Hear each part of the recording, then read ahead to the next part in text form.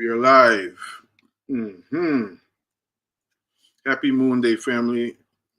Blessed new moon time. I'm going to do my due diligence and invite a couple people to the live stream, and I want to ask y'all to do the same. We have a very special guest. They're going to be with us, and I'm very much excited to be speaking with him. I'm going to make the formal introduction soon. So those of y'all joining us on Facebook, on YouTube, go ahead and share the link, share the love. Let people know how they can tune in to themselves. Because it's really all about tuning into ourselves, We're just using all these various platforms, whether it's social media, whether it's books, whether it's this, that, and the third, to tune in to ourselves. So this is what we're dealing with. So I would like to, again, ask you all to share the link. Let people know we're live. We'll be taping this for WRFG Radio. However, this is Luncheon and Learning. I want to send a big shout out to the family from Black Power Media. We'll be joining that lineup soon. Great lineup of people who are very much interested in the mental liberation, the emotional, the spiritual liberation, physical liberation, all of that. As they say all the time, metaphysical got physical in it. Don't forget that, of our people, So we're great. We're happy to be joining the Black Power Media family. And we'll look forward to sharing more with y'all in terms of when that is going to jump off. So for now, again, share the link, share the live. I'm doing the same thing on my end. And let's get ready to, I won't say we're going to get ready to rumble. I know me and my guests, we won't be rumbling. We may be rumbling with, some energy that is adverse to our reality as a people. We might be doing that, but we're looking forward. I'm looking forward to being with my very special guest, because when I met him a few months ago in New Mexico, immediately his energy, resonated with mine in a powerful way. It resonated. It showed me that there are, it doesn't need to be proven to me. So it wasn't showing me in terms of something that I needed proof of, just as a reminder, as a great pat in the back, a reassurance that truly, the only separation is the only lie. That's the only lie. The only lie is separation. When we really look into things, we are one. And when we realize that we are one, we get more accomplished, even in this very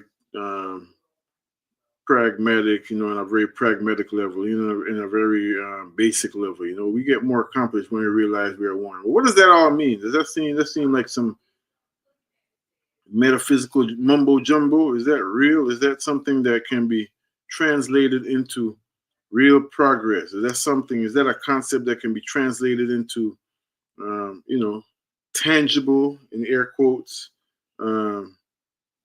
progress, food, clothing, and shelter, liberation, all them things? I'm saying yes, because if it's not for that, we always acknowledge our great Jegna ancestor, teacher, master teacher, Dr. John Henry Clark, who instructed us that if it's not for the purpose of African liberation, we throw it in the dustbin of history. And when we talk about African liberation, we're just talking about the root of a tree, which is so expansive. And we understand just by basic common sense that if the root of any tree is not well taken care of, none of the branches can even expect to prosper, right? So here we are. I have a special guest. I'm going to pull up his bio now and bring him up. But before we do that, just give y'all a chance to like and share the video. I'm going to share something of a musical introduction, and we're going to get into it.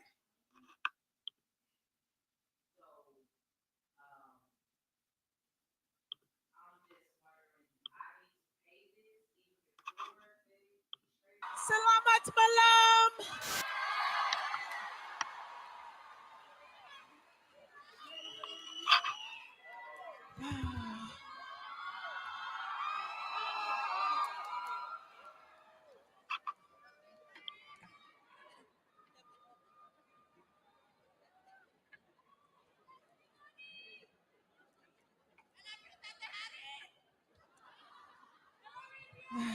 Good evening. Thank you for being here.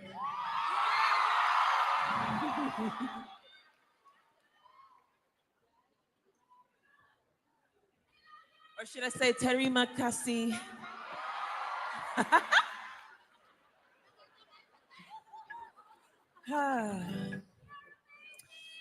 So tonight, what you're going to see,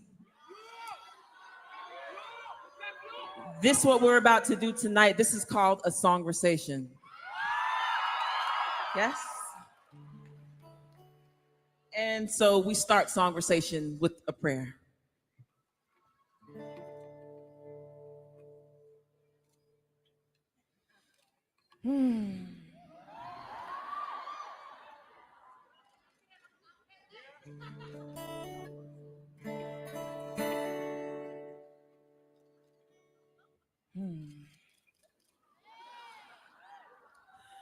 We came from really far away.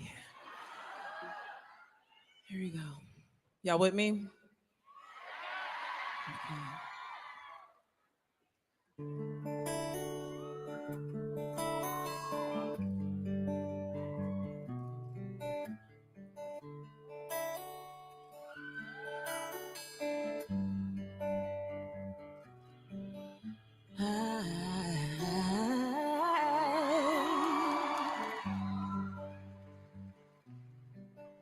Can I get more vocal, please?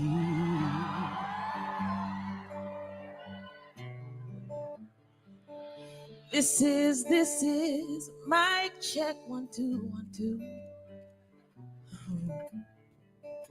Such a beautiful night to be here with you. We've come from so far away.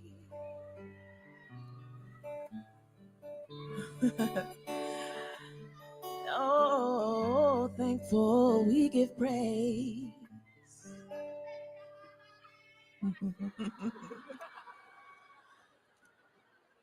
Jakarta.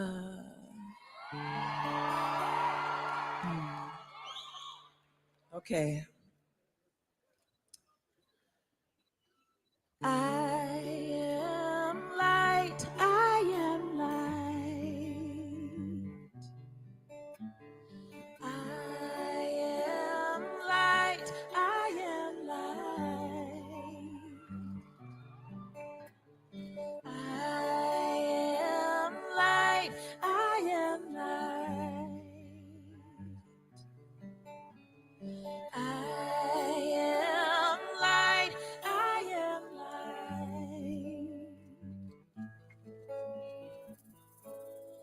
I am not the things my family did.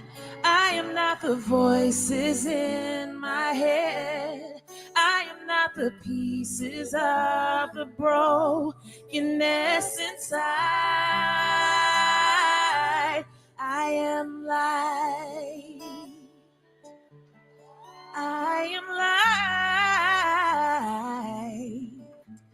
I am light.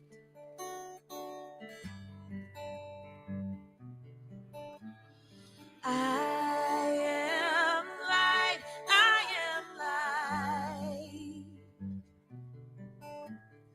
I am light. I am light. I am light. I am light. I'm not the mistakes that I have made or any of the things that cause me pain.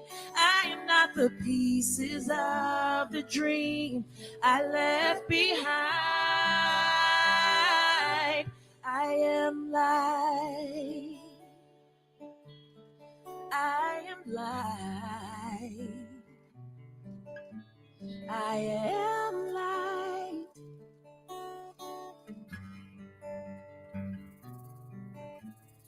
I am light, I am light. I am light, I am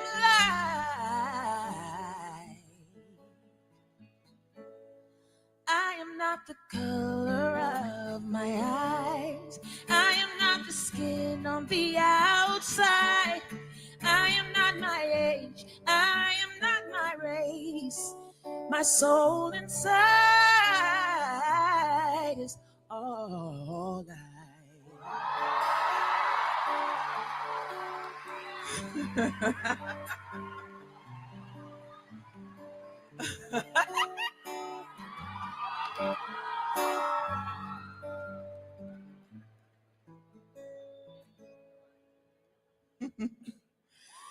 I am divinity defined. I am the God on the inside. I am a star, a piece of it all. I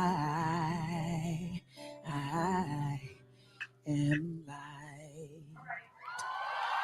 Yeah.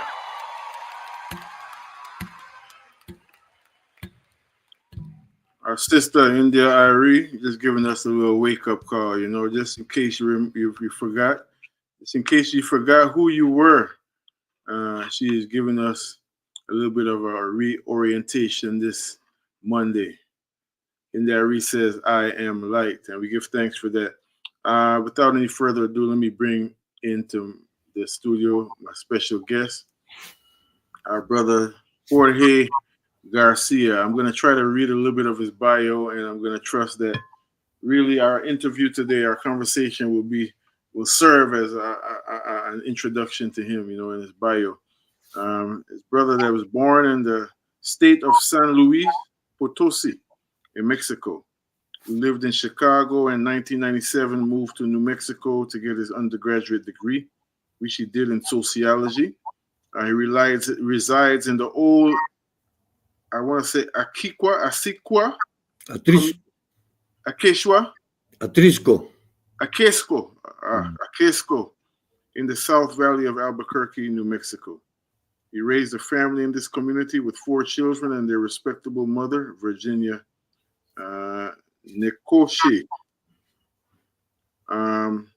His children, Mayuel Zohiti Shitwali. See, you got to help me with my pronunciation. Shitwali, Tiali, and Emilio. They are the main and most precious flowers of his garden. He's the co-founder of several organizations in the community, including La Plazita Institute, a local nonprofit, planted the seed for the development of the Agri-Cultura Network, a farmer co-op that currently aggregates over 40 organic farmers. He's also the current secretary and co-founder of the South Valley Regional Association of, don't tell me, Acequias, organization that encompasses 5 Acequia communities that are sub-political divisions of the state, and he's the co-founder of the Center for Socially Sustainable Systems. I could go on, but I want to just pause there to welcome you to our program, Brother Jorge. It was wonderful meeting you in Albuquerque, and we counted the days since that time for the opportunity to come and have you onto our platform. So thank you so much for taking the time to be with us. Thank you, brother, and thank you to all your viewers and people out there. Yes, sir.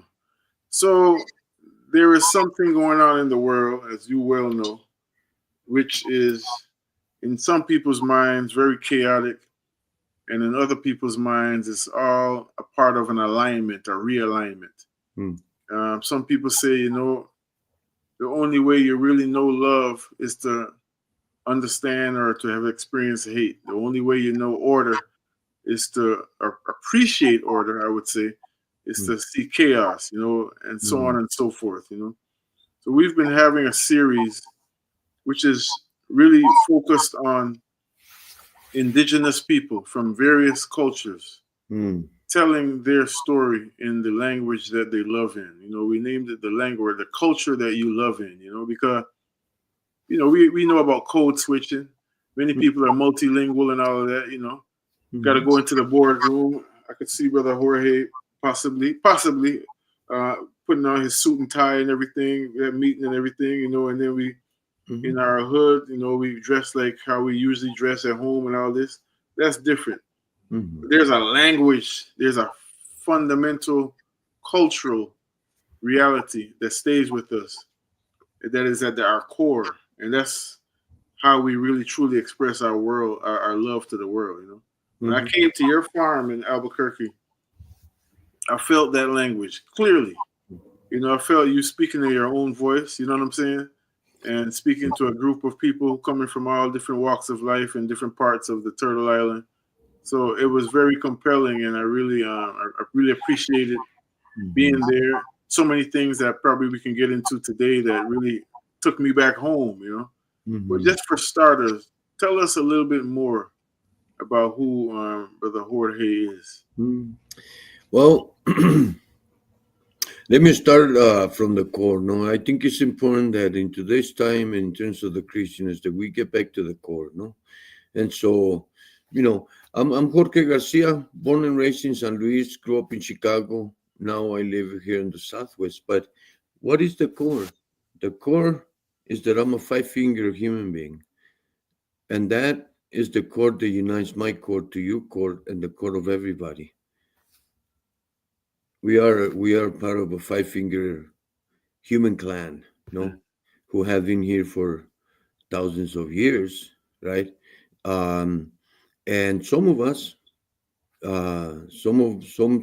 meaning some groups of people, uh, but some of us on this continent, well, we have preserved our memory, so that's the reason why we're a five-finger family, because we are part of as colonized beings in the modern times. um, we have been moved away from our humanity. Mm, So we ourselves sometimes even uh, extend the erroneous notions of who we are as human beings and how we're connected, right? So anyway, no, I was born and raised, and I came to New Mexico by virtue of an advice given to me based on what I was seeking at that point, 25 years ago. And I was seeking knowledge, understanding. I got to the understanding that Western knowledge is quadratic. mm, Is what we call philosophy is actually a political discourse with some level of ethics and blah blah blah, but not necessarily philosophy. I don't at this point I consider an elevated way of thinking that throughout time in Western civilization has lost into a meaningless way of understanding, a philosophical way of thinking without depending on a logical system of thinking, right? mm, And so when I realized that, I wanted to know, well, okay, sounds good, but I come from a people from thousands of years, so where is their philosophy? How come I don't read about their philosophy? And so I embarked myself, and then I ended up here in New Mexico. And so I live in the oldest Mexican, well, one of the oldest, uh, but certainly, if not the first, the second oldest Mexican American community in the United States. And that's important to understand, not so much because I want to boast about uh, such a such a privilege to live in the place where we emerge in the modern times here in the Southwest. And the reason why we emerge, I say, because remember, um, we Mexicans, as mestizos as we can be, as the Europeans as we can look, okay, we know who we are. We don't get distracted. We know our lineages, and we know that one of the most sacred elements that exist in North America throughout all tribal peoples across this land, across Turtle Island, here in the north, is corn. And corn is not an element of the earth. It was produced, it was bioengineered about 7 to 8,000 years ago, if not more. And so 4,000 years ago, corn made it into the Southwest. What does that mean? That means that 4,000 years ago, either somebody went down there or somebody came up here. But the point is that there's remains of corn up here in the Gila Mountains, right, from 4,000 years ago. So when we talk about who we are, where we come from, those are the pieces of knowledge that we need to understand what we call querencia, the love of our place, the understanding of who we are in the context of the modern world. Yeah. So that's who I am. Yeah. Very uh, curious individual for the most part, very much seeking to understand the mysteries that gives us joy and the mysteries that brings us understanding about things that we had never thought about, right? And Indeed, mhm, indeed. Yeah, I was just thinking, no one asks a failure for advice. mm, No one looks to, well, that's relative. Because I know there's people in the world that still look to the so-called big bad United States of America mm, as some kind of a standard and everything. So that's relative. But generally speaking, mm, people, and I'm saying that because as you speak about who you are and where you come from and how some of the retentions that your people have held on to or mm, have carried have kept, mm, um, I'm thinking about, well, it's very clear that when you have people who know who they are, that in itself, whether or not they may be struggling in any kind of realm of society, whether it's political, financial, it's all the same, all of that stuff, the mhm, mundane things. That's something to be admired and something that is so fundamental to human reality. mhm. So as you were talking, I'm thinking, oh, this is wonderful that we get the opportunity to take a dip into the world of would it be proper to say like the Chicano people, The Chicano Mexicano people, that's right. Chicano Mexicano people, right? And to Mhm, see what are some of those formulas. How have you kept yourself? How have you kept your heritage in the mhm, midst of all kind of colonial mhm, antics? The latest of which we're seeing all over our screens nowadays. I don't watch too much TV. mm, Definitely don't watch the corporate news. We're seeing mhm, people who seem like they belong on this turtle island being deported by mm, a fascist government back to different places. And that's mm, been a long conversation. mm, That's a whole rabbit hole in itself, which I don't mind going into. But when I want to ask you for start, mhm, did you always know that you come from a powerful people and mhm. that something was missing in the public discourse, or is it, when did that? If you didn't always know, then when did the light come off? When did the light go on? I should say. There it goes.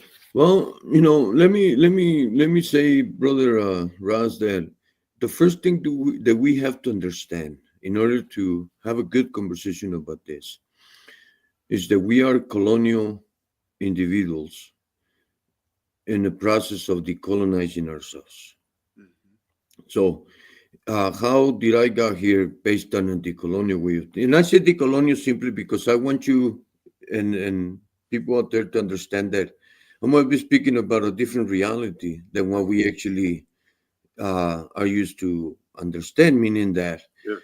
I live I not because I knew it by heart, not because but I'm 57 years old. So now when I go back and I think about what happened that got me here, the question that you raised, then I find a magical world of messages and experiences and decisions made and dreams that came true and so and so that's part of the magic. That's what I say. No, when we if we are able to get out of the frequency that we're in with these people, with this system, with this Western civilization, and switch ourselves to another, then we start seeing the world a little different. So how did I get here? I come from my father was from Aguascalientes, Mexico. My mother, well, he's still alive. My mother was, rest in peace, she was from Jalisco, Mexico. My father comes from an indigenous background. My mother comes from a Spanish background. And so when I was born, I my grandma Juanita died. right around the same time. And so I kind of grew up with this understanding that she was somewhere, that I was connected with her somehow. And so eventually, over the years, Bella, I began to get things from her, right? Knowledge that my father passed on from her. Um, and then eventually one day when I was 24, 2 years before I crossed onto my second cycle of life, uh, uh, a an old book, historical book, pop out with the history of Chichimeca people, which was, our people, the Chichimeca Mexica people. And when I read that, it blew my mind, because at that point I knew that I didn't know anything. And it was a perfect timing, because when I was 24, I don't remember the year, but I had actually taken a company to court because they were abusing workers, and I won the case. And the reason why I was in Mexico when I found that book, when my sister gave me that book, because I was over there trying to figure out, what the hell am I going to do?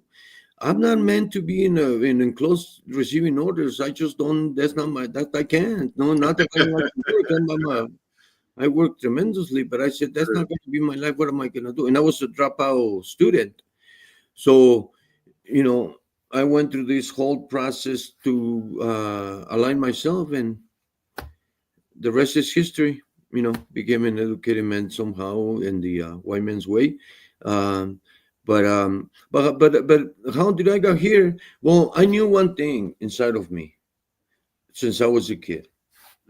I had a love for knowledge. So I've always been seeking understanding, and that seeking, along with the spiritual connections with my father, my grandma, the people that came around me, I was able to get myself into a path that felt good for me, and I always followed that. So let me pose a question in a different way.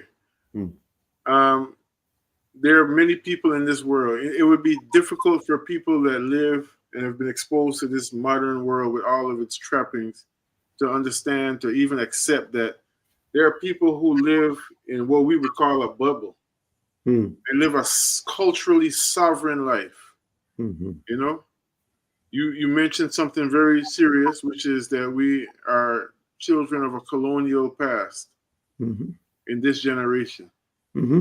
I'm hesitant to say that because, as we say, slavery is the white man's history in an interrupted black history. So Hmm. it's not like that's our colonization is not where our story begins, and it's so important to always underline that.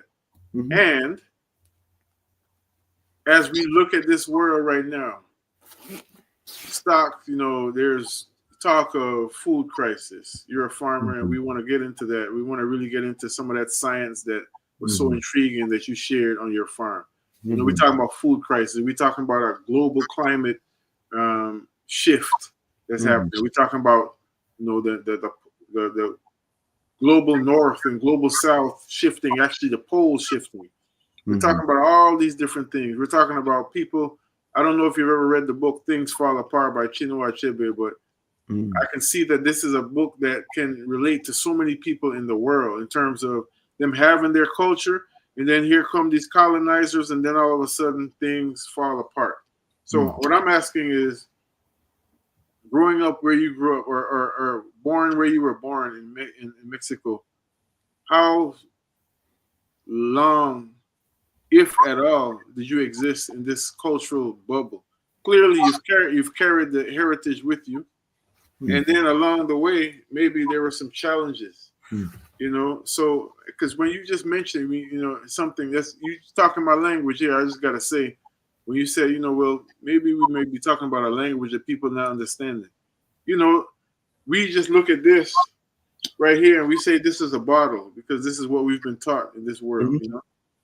Somebody else, this could be a whole vessel that take them to another. That's right. Some people go and look and see, oh, there's a cloud, and there's just a very abstract, oh, there's a cloud, For somebody, that could be a magic pillow, a carpet to take them to another dimension, and so on and so forth. So we really want to get into that to get a deeper understanding of that culture which has birthed you. You know, Mhm, that's what we want to do. So mhm, again, I'm just curious.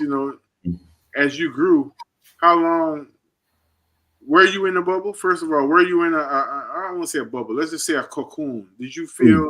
How did you feel about your culture when you were growing up? Did you know that that was something different? Well, yeah, I grew up in an old community, called it was an old Chichimeca, Coachichil Chichimeca community. It was a small little pueblito right next to the city, or like a suburb of the city. But it was a place of its own. No, they used to kid around, and nobody will come to our community because they wouldn't come out.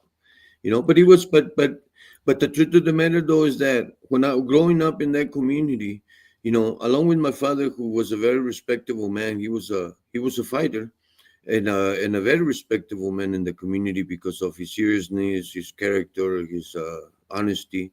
He was well recognized, no? And growing up, the being a teenager, the older people in the community will teach us what we needed to know in terms of respect, right? They wouldn't allow, how you hang out with the people. They wouldn't allow us to be doing things that we're not supposed to, like fighting with other people just for the sake of fighting. And there were rules and there were ethics. So for me, growing up in that community, there's still preserved a lot of ways, old ways of being in terms of how we uh, carry on, which was not the same as, say, from the urban, very urbanized and very mainstream, right? And so, on top of that, understanding that my father carried a lot of wisdom from my grandma Juanita, and my grandma Juanita came from a very, very, very important lineage in Mexico City back in about 16 generations ago. And so we come from people who have a different understanding about life. And it was clear when I was growing up, just by the way that my father was teaching us, because my father was very meticulous. We were a poor family. We didn't have money. There was six of us, six children. My father was the only one who worked. Economy went down and all of those things, but he was always very passionate and always teaching us. And so, for some reason, he pulled me to the side, and one day when I was a kid, he goes, "You cannot be like your brothers. You need Mhm. to listen. If they don't want to listen, that's them. But you need to listen." And so I began to listen, and he began to pass on a lot of information that, as a kid, it was just. And then when I was 12 years old, something happened, and here's where the real cultural process comes, right? Mhm. In terms of education, our people, when growing up, what they will do is that they have this sort of like a science or psychology called Tezcatlipoca, which it was This kakipopa. Tezcatlipoca, a smoking mirror. It's an obsidian black mirror, right? Aha. Aha. And so they had this obsidian mirror, this idea of the obsidian mirror as a they will say that they will put it in front of people so you can see your face and clean the smoke, right?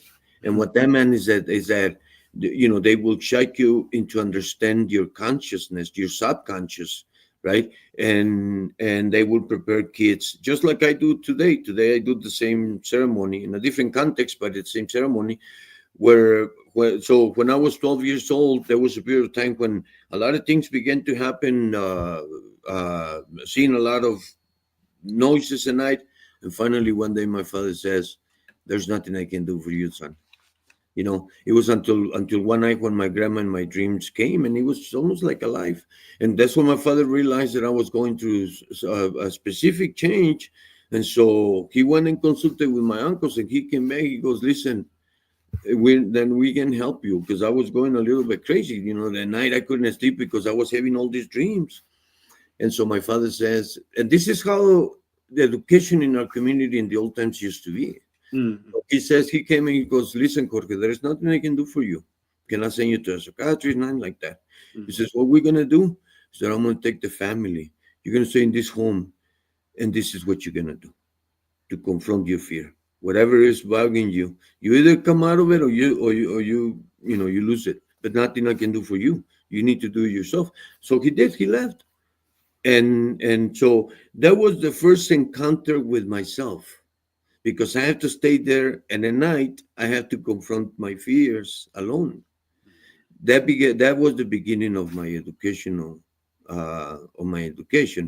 Did I know that that was part of it? No, but now I know, because over the years, as more knowledge began to come to me in terms of our cultural ways and all of that, but then I began and then I became, actually, by virtue of destiny, met up with the Tonalpukis, those who kept that knowledge, and eventually, began to learn it myself. And Beautiful, so, beautiful. mhm. Go ahead. Sorry. What? I didn't mean to cut you. Sorry. Go ahead, please. So then, confronting that and overcoming that fear, no, open the gates of heaven, no, to me, because I lost fear. And then, this is when I was about 13. So 4 years later, I ventured myself to cross the border to come and work and help my dad, because the economy, this is back in the 1980s, the economy crashed. I was a dropout from high school. And so that's when I began my journey, right? But I had already uh, learned from that experience. And then as time went on, eventually I met the Tonalpukis, those who carry that knowledge. And like I said, and that's when I got to understand finally. And then that's the reason why I quote Franz Fanon. I even wrote a paper that his Yeah. daughter asked me to present in London some years back, because he says something really powerful that we don't understand. The men are made of cosmic energy, cosmic vibrations. Mhm. Mhm. It's like the sister says, we're light. Well, what does that mean? See, that's what I got out of all that teaching, is that we have to start asking, what do we mean? Yes. Not just, is what we say does what we say make sense? If Yes. it Yes. does, then the next question is, well, what does that actually mean? Yeah. That's the question. Let's go deep. Let's go deeper beneath the flowers that we see and understand what is the principles that are making these flowers prosper. You Yeah, know. because sometimes we say things just to make ourselves feel good. And Exactly. and exactly. And so that's what I say. We have to recognize that we are colonial subjects, Mm. and that we are in the process of decolonizing, so we can become sovereign subjects of our own doing. Shay, we're talking Yes. with Brother Jorge Garcia. He's talking our language. We are grateful for this communion, and we're going to take a very short break to play something for y'all, and be right forward in a minute. Brother Jorge, I can't tell you how much. Matter of fact, I'm not going to take a break right now. Let's keep on what we're doing, and, Hmm. and then we'll get to our break a little bit later on. I wanted to play a little clip. The name of our radio program is The Ancestral Rock. Hmm. The ancestral rock. We know that we stand on the shoulders of giants, and I really love what you just shared in terms of the the Hmm. necessity of going beneath the surface, not Hmm. just saying things just to make us feel good. That's right. If we really truly knew who we are, Hmm. it's something that we can't be. Nothing could stand against us. Nothing would even try to. Really, honestly, That's right. that's the thing, and that's something that, as part of that decolonization process, sometimes we forget that part. Hmm.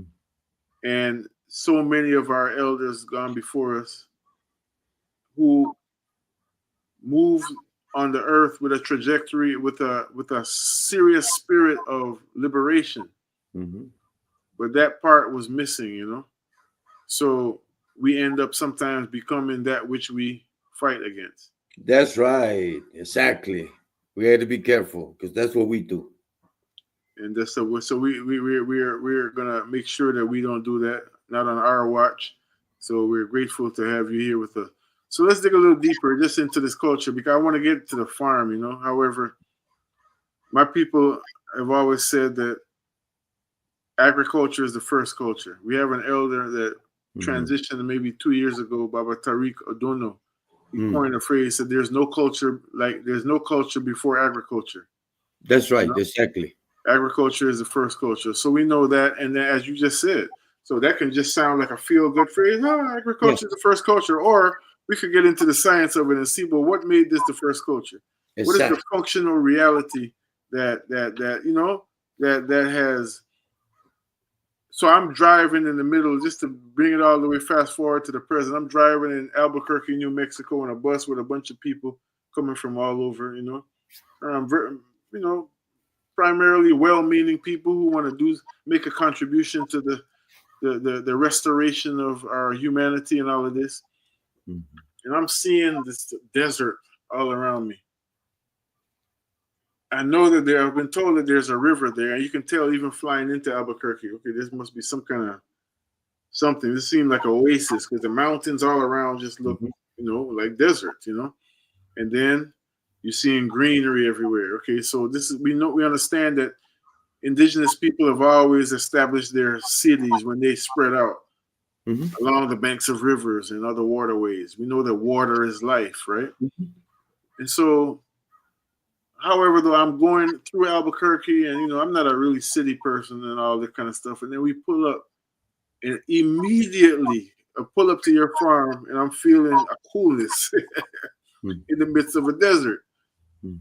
I ain't talking about nighttime because the whole desert is cold in nighttime. I got this from Ecuador the other day. These, Mm. it's, there's so much there because the people's culture creates everything that they need to not just survive but thrive in Mhm. whatever the place they live, right? But Mhm. I'm just talking about the distinct contrast that I felt Mhm. when I got off the bus and came to your farm. Mhm. And I want to go there for a minute as a means of even explaining some of what we've been talking about here, Mhm. because you shared a whole lot with us at that farm. There was Mhm. a graphic that I'm looking for. You were so generous. You made some packages for us. And I still Mhm. think right now I don't see this graphic, but it reminded me of I think I found it. Yes. I think I found it. Great. It reminded me, this is from the Center for Social Sustainable Solutions. This graphic here, I'm going to hold it up. Mm. I'm going to hold it up to there. Mhm. This is what I was asking you about. Oh yeah. Yeah. I'm going to hold it up so that people can see this. And I'd like to really dive into this graphic here, Okay. into this picture, into this reality. It's a graphic that's a reflection of a reality. To put it more properly, uh, and how. What about this paradigm that you and your people, our people, are Mm. living in that made it such a welcoming place? Coming through the city, a little country boy like me, like, hey, Mhm. this feels different. Mhm. It felt good to be there. You know what I mean? To step foot on that land. Mhm. Talk to us a little bit more about that, please. About some of those elements that make it what it is. Sounds good. Well, let me bear with me. I'm gonna be slow explaining this because I don't want to lose anybody, and it can get a little technical, just a little technical, no. But I think it's good to contextualize. Absolutely. That poster that you hold on your hands has two elements. One is the cycles of the earth, okay? Four cycles of the earth. And then it has a community building in the center, and it has four words: querencia, which means the love of a place, the love that we have of a place is referred to animals taking care of their den, what their little ones are. Mutualismo, a way of working together. Resolana, a way of teaching each other. And self-governance, right? So thank you, brother. Exactly. So these four words are actually all Castilian words that are used in Indo-Hispano communities today and have been used for since colonial times, right? And so we're promoting and developing this as a framework for social change, meaning that if we learn to have querencia for our land again, if we learn to work with each other, if we learn to teach each other and develop intergenerational systems to and develop self-governance that is based on spiritual sovereignty, then we have a way here in the community to move forward. Now those are 4 points, those four ways of organizing ourselves, and then we have this, and we want to use those to be able to organize around the cycles of the earth, the understanding of the cycles of the earth. Now, beyond the obvious, beyond the obvious, Why do we need to do that?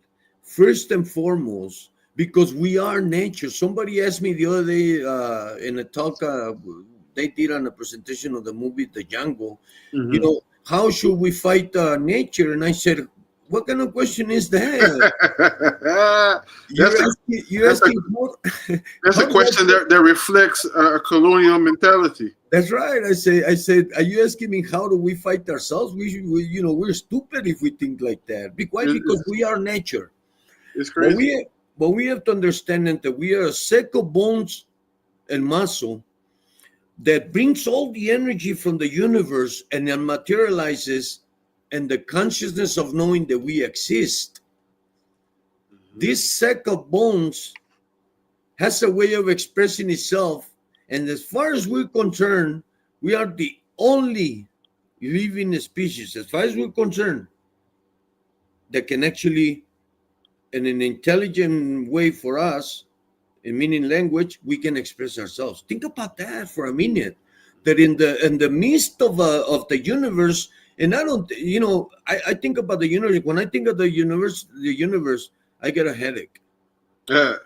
When I try to understand what the hell is out there, Yes. that is so magnificent when you start thinking about time and space and what this all mean beyond the little space that we inhabit in this universe, and to know that in the midst of that huge unthinkable place, here we are communicating, talking, expressing, defining, the sacredness of life, the mysteries of life, right, the unknowns of life. And we humble ourselves to that, right? That's the reason why we have to understand the cycles of the earth. uh, Number one, because we are nature, and just like nature replenishes itself, we have to do the same along with the community, because in the natural way of thinking, we are not separated from the trees, we are not separated from the land. We are the land. So during this time, what do? We clean the land. We prepare the land. And what do? We do the same thing with ourselves, because we are living. That's the reason why it's called agriculture, right? Because the land is teaching us how to live in concert with her and everything else that is part of her domain. And we're only insignificant pieces of that universe of life. And I said insignificant because I dare anybody out there to go and stay on their own for 4 days in a sacred manner without food and water, just so you can see that a plant, a little plant like that, even a ant is stronger than we are when it Mm, comes, mm, and they are. And so anyway, no, so one level is the level of cognizant of thinking, right? Resolana, querencia, because those are tools that we are using because they help us to connect with the other intelligent persons that are around us, and we start making meaning of how we want to organize ourselves. Now, why do we choose these words? Just because we like them? Just because they make sense? No, we didn't. We did it because, as far as we're concerned, here in this community, 1935, 1848, that's when Anglo-Saxon white people came, Protestant.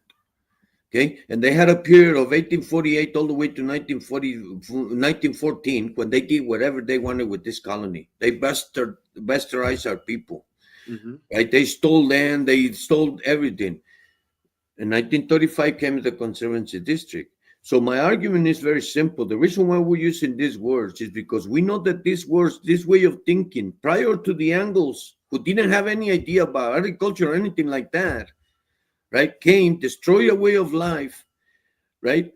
And but we know that these words kept people together, and you saw it, brother, that in this very little piece, people came and set up a whole garden out there, Mm, mhm. extended the water through the acequia system. Acequias, by the way, are teachers, but it comes from the Moor people of North Africa. Mm-hmm. Came via the Spanish colonization, but it's a Moor invention. It's an irrigation system. So anyway, no, our people came now. When our people came, okay, Spaniards didn't tell them, the kind of topography, the kind of planning they need to do. No, because Spaniards didn't have any idea, los cabrones. Our people already knew because remember, my people from in 250 years, they built one of the most sophisticated urban centers in the early 1500s. In 250 years, pyramids. They turned a lake into a livable set. They developed the chinampa system of growing on top of the lakes. I mean, amazing, amazing. So when you say we stand on the shoulders of big people, of course we are. Of course we are, because if even today, anybody who goes to Mexico and you walk to the streets, there is food everywhere. Everywhere you go, there's people selling fruit in the streets. There's vegetables, everything. So what does that mean? That means that those societies are sustainable and the basic necessities of human consumption. So our people here in this valley, that's what they did. They came and then they created a garden over here so they can sustain themselves. So before in 1935, when the Conservancy District came and started really, disrupting all the farming activity here, you can imagine the amount of food that was cultivated in this valley: Mm-hmm. fruit, vegetables, grains, everything, and everything got destroyed. Yeah, and it begs the question why. Without cutting your flow, it begs the question why. We can Because they're focus ignorant. we can focus a lot on what was done to us. And my interest is more on what is the formula. First of all, why is that what was done to us done? Because it's such a there got to be a formula there in terms of, okay, well, if I'm a narcissist or I'm some kind of fascist dictator or whatever, and I want to control the West End of Atlanta, Mm. I know I can think of a couple of things I'm gonna do to gain control. Mhm. One thing is across the board that has been done throughout the world, throughout the history, is the whole thing of divide and rule. Mhm. Separate some people from themselves, whether it's Mhm. in terms of their personalities and individuals with each other, or even fundamentally separate you from yourself in terms of your worldview. So now you're looking at something that is really in your hands to be a great tool of your liberation. Mhm. And you're looking at it, like you said, how will you fight nature? It's hilarious to me. I've said many times, I used to teach English, this whole bastardized language. I come Mhm. from a family of teachers, and I taught English in high school for many years, almost 20 Mhm. years. It's hilarious to me to see how, with that structure, the fundamental, what makes, first of all, just to back up, you have to have conflict to have a story, right? Mhm. And how in this paradigm, conflict is how it is categorized: man versus nature, Mhm. man versus self, Mhm. man versus society, man versus supernatural. It's always it's an adversarial relationship Mhm. in this colonial mentality, and this is not who we are fundamentally. Brother, let me stop you right there so we can really understand what you just said. It's an adversarial scenario, right? Always fighting. See, here's where the beginning of deconstructing the paradigm, or where it's fundamental to talk about this in order to start thinking and understanding how we can deconstruct their paradigm. So you have to understand. Okay, let's go back. Let's go back to two principles. No, principle number one, hypocrisy. Principle number two, reality. Okay, to me, the understanding of God and the devil is a hypocrisy. Mm-hmm. Okay, it's a fantasy. Mm-hmm. It's a show. It's a lie. Okay, and it is plain and simple, because there is no one in this world that can come and say, I went to hell. Or there's no one, I had never met anybody, I don't care about the story of Jesus Christ who says, I sit down with God and we had a good conversation. In fact, when I asked, believers, what would you do if God comes to you? Oh no, God already gave the word. I wouldn't do anything because the word is already, so hypocrisy. Yes. And the other thing is reality. So what is reality? Reality is that the universe has laws. There are people who have come to understand and live by, not human laws, universal laws. Yes. So let's talk about very specific universal laws. So in terms of producing life, we know that universally speaking is the act of the opposites coming together. And then boom, out of two coming together becomes one. But the way, and so that's a paradigm change. Why? Because in this society, in terms of their paradigm, the opposites, they don't coexist. One of them is going to kill the other one. That's how Descartes planned it out in terms of the understanding of the oppositional forces. You go and look it up in the science, and it will say oppositional forces, two contrary forces, they're going to fight, and one is going to kick the other's butt. That's not true. That's a fantasy because the universe teaches, nature teaches that out of the coming of fire and water comes the smoke that gives life, that nurtures life. Out of the man and woman comes one individual. Out of all these opposites kind life, and the Chinese with the I Ching shows us that with the understanding of Venus. The Mexican does the same, and the Mayan does the same with the Hanukkah, the Ometel symbol. All of those are representation of the opposites coming together and forming one. We have to understand that, brother, in order to break through the hypocrisy of the idea of God and the devil, because what is true, without being hypocritical, is that not everything that is good, and not everything that is bad is bad. And that's the reason why we develop judgment, to make decisions and to understand, right? That's the reason why our indigenous people, when we do ceremony, we put a little altar for the black energy to ask her to be in peace with us, not to come and not to overtake. And we feed it. We feed that energy. Why? Because that energy is inside of us. The devil is not in some place out there. It's inside of us. We have the capacity to kill. We have the capacity to hate. We have all these capacities. There are capacities that are associated with an evil person. We can also be good people. So meaning that we are the devil and we are God. It's inside of us. And it's up to us to understand. But those things are not a devil, are not a man.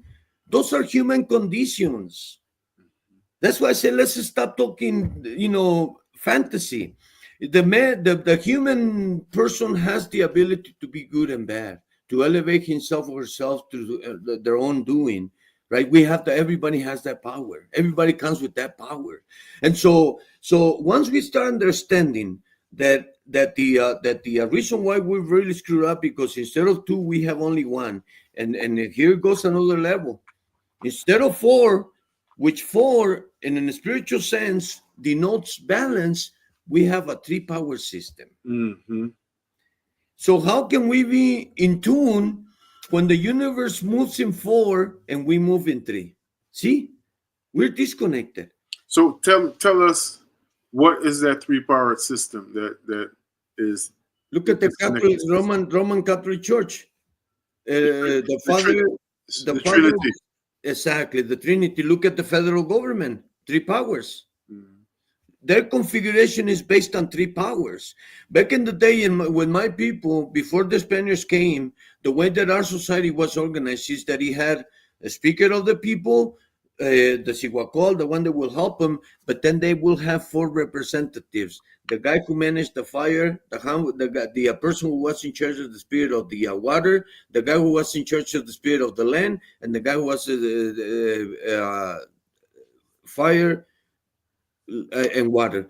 Four people. So when they will come and they visit each other, they brought the people who were in charge of making sure that those four elements, think about this, that those elements were managed appropriately. What do we do today? Not even close. Not What do even we have? A bunch of idiots in government managing things they don't even understand. absolutely. A failed society. Listen, Brother Ross. In 1519, there were millions of indigenous peoples in Mexico. I'm not going to even, because I don't remember the number, but we're talking millions. Okay. 250 years later, there was a small portion of that population. You know what that means? That means that they failed. They failed to develop a society. Now, when you think about the United States, okay, and you start thinking about the craziness that they're going through, right, and the shortcomings, is clearly that they have failed to create a society that is sustainable.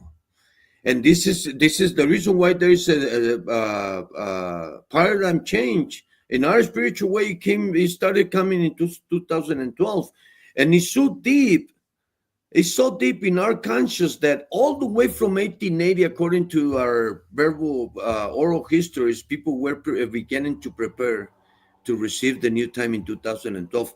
Think for a second.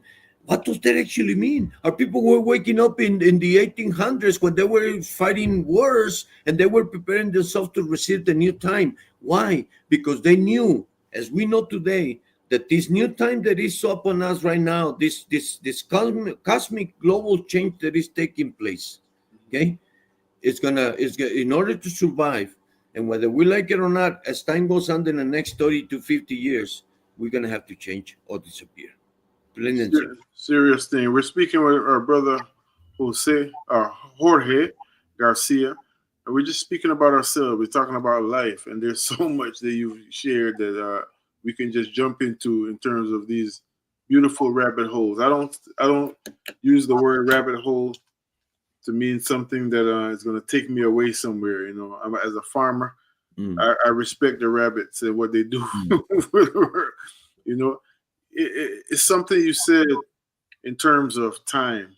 You mhm, said something earlier that spoke again to the fact that there's literally a different way of viewing life mhm, in most indigenous societies. When I say mhm, different than how we have been oriented, as you said, through colonial reality to see mhm, life now. mhm, And I made mention of that on this series before. There's a brother named an elder, an ancestor now, Maladoma Some. mm, We have a book called Of Water and Spirit. mhm, Very powerful book. Just mhm, to summarize my point, there's a part of the book where he lived with the Dagara people in which would be current day Burkina Faso, where a mm, whole lot of beautiful things are happening in terms of the geopolitics. mm, But he was kidnapped and taken to a Catholic school, and mm, so as a young boy, mm, and he was returned to his village ultimately. mm, So when he was returned, it was time for his age group to go through the rites of passage. mhm, But because he had been exposed to a completely different paradigm, mhm, the elders had to deliberate for a long time whether or not it would be safe mm, for him to go through the rites of passage mm, because he had been exposed to the white man's knowledge. mm.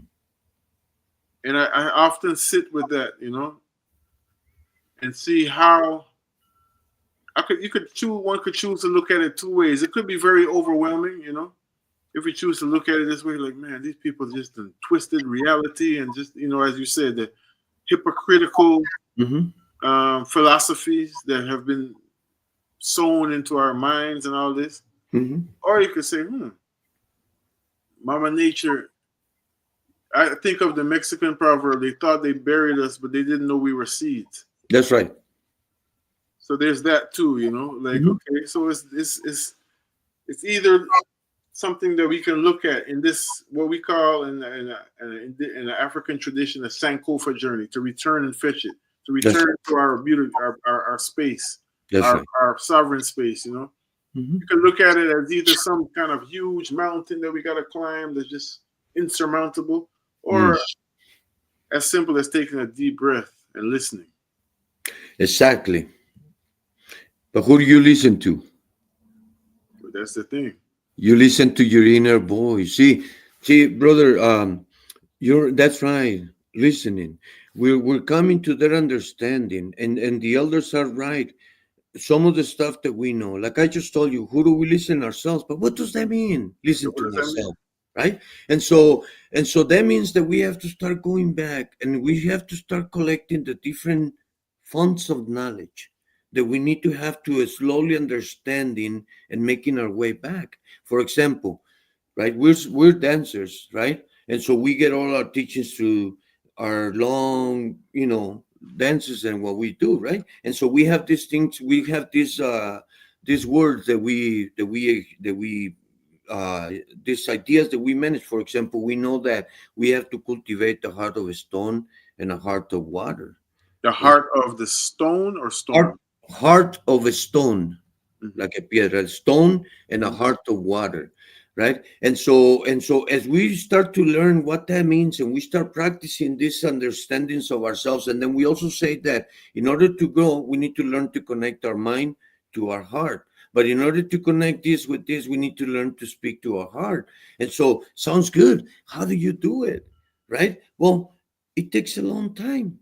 It takes a long time and a lot of commitment, right? In actually being really, committed to learn a different way of learning and listening, so you can start actually getting closer to the fire.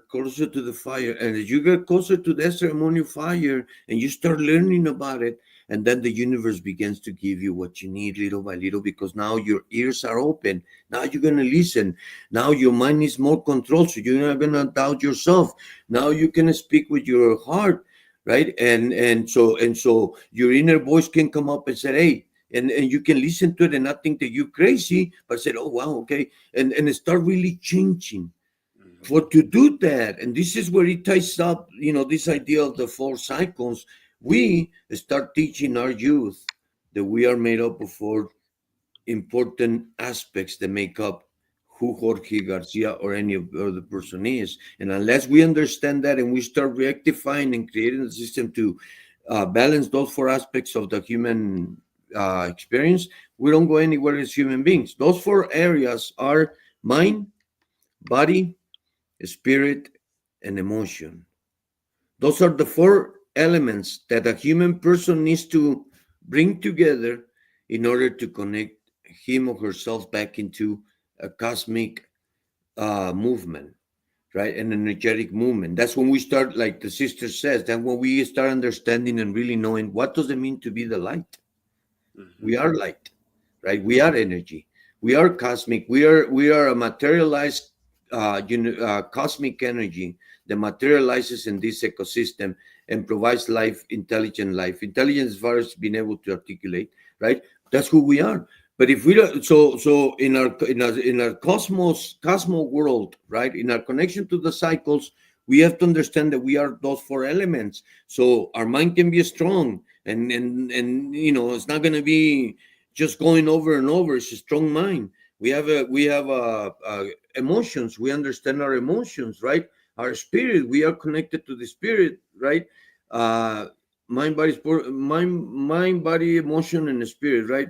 So the mind, the body, the emotion, and the spirit, as we begin to connecting with those, and we start actually walking backwards, looking forward, and then the voices come and the elders start to teach us, and little by little we are reintegrated. Because I have the same problem that the elders are having over there, because our kids want to participate in our ceremonies, but our ceremonies take a lot. They have to sacrifice a lot, and so not everybody. So we have to be very careful on how we bring those who want to relearn the ways of our people, Hmm. right? But we have to start by understanding those simple universal concepts that come from our cultures, and start living by them. Because as we start living by them, then we'll slowly begin getting out of the frequency. And whether Trump or anybody says anything, who cares? I'm busy over here doing this thing. I don't care about that. That world can be destroyed. I don't need, I was just talking to one of my students. No, I was teaching him, and I helping him to understand this concept of how much is enough. How much is enough for you to be happy? right? And so we start doing all we have to start introducing these philosophical questions that come from our own people and start confronting our youth and ourselves. How much is enough for you to be? You need $5,000 and work 80, full time, or can you actually live with less and work less and enjoy more and value your time rather than the money you're seeking, right? See, that's what I'm saying, brother.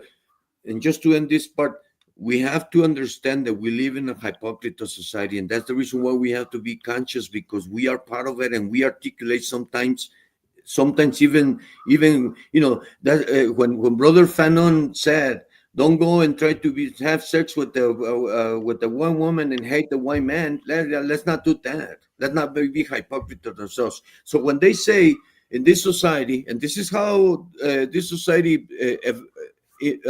avoids responsibility, they say that the money is the root of all evil. I don't think so. I think human greed is the root of all evil, and if we Naturally. recognize that, then we start fixing human greed rather than Right, blaming the voiceless money. right. No, real talk. We're speaking with Baba Jorge Garcia. We're going to take a very short break. When we come forward, I want to get into the farm. I want to get into the farm. I want to get into how we are, how you are, how you and your family, your people in the system that you're using. What can you share with us in terms of how you are grappling with the shifting climate? How are you staying in harmony with nature during these shifts to do something so fundamental as produce food, like very basic. Mm, That is very fundamental, and still as fundamental as it is, we see ourselves in a place where there are people finding themselves hungry at night, mhm, in an earth that is wired with a principle of abundance. mm, Family, y'all stay tuned to yourself. mm,